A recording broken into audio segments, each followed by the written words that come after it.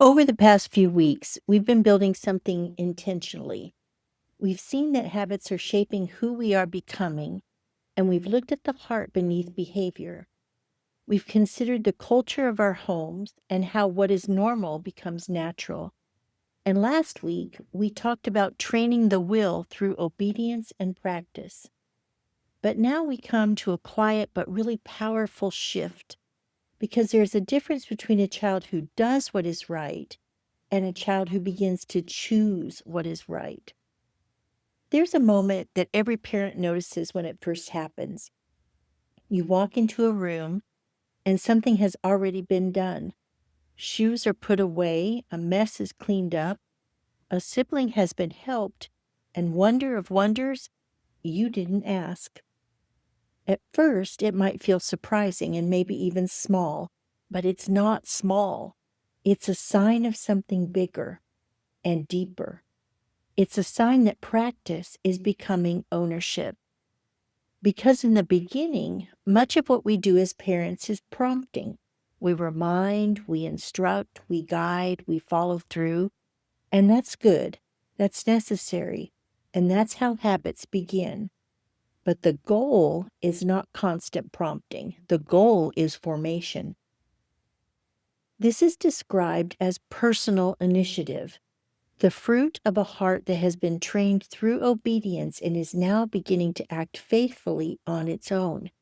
Not independence from authority, but maturity under authority. Scripture gives us a picture of this kind of life. 1 Corinthians 10:31, whatever you do, do all to the glory of God. Now notice the posture. It's not waiting to be told. It's not reacting only when prompted, but acting with a heart that has been formed to respond rightly. And that is what we are moving toward. Because a trained heart does not remain passive, over time it begins to move. The child who has practiced obedience begins to notice what needs to be done and to respond without being asked, and to take responsibility in small ways, not perfectly, but increasingly. And this is important to understand.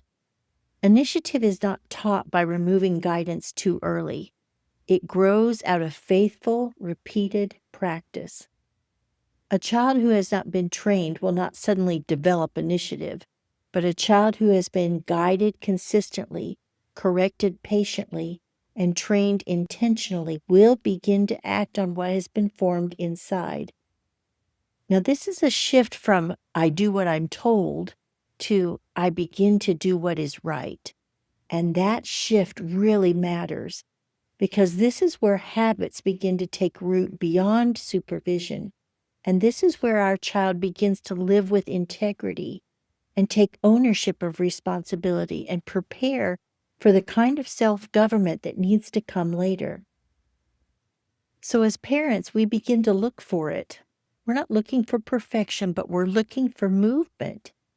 And we notice when something is done without prompting, and when our child takes responsibility, even quietly, and when our child chooses what is right on their own, and we take the time to affirm it, not as a performance, but as evidence of formation.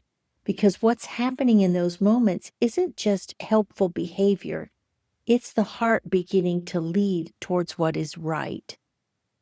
Now, this week, shift your attention slightly. Instead of only focusing on what needs to be corrected, look for signs of initiative, even small ones. A task started without being asked, a kind response that wasn't prompted, or a responsibility that's handled quietly. And when you see it, name it gently and clearly. I noticed you did that without being asked, and that was thoughtful. That's what responsibility looks like. Good for you.